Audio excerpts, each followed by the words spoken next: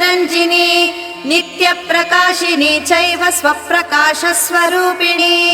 महालक्ष्मीर्महाकाली महाकन्या सरस्वती भोगवैभवसन्धात्री भक्तानुग्रहकारिणी ईशावास्या महामाया महादेवी महेश्वरी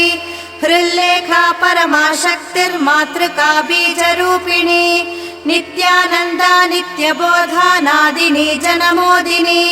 सत्यप्रत्ययिनी चैव स्वप्रकाशात्मरूपिणी त्रिपुरा भैरवी विद्या हंसा वागीश्वरी शिवा वाग्देवी च महारात्री कालरात्रिस्त्रिलोचना भद्रकाली कराळी च महाकाली तिलोत्तमा काली कराळवक्त्रान्त कामाक्षी कामदा शुभा चण्डिका चण्डरूपेशा चामुण्डा चक्रधारिणी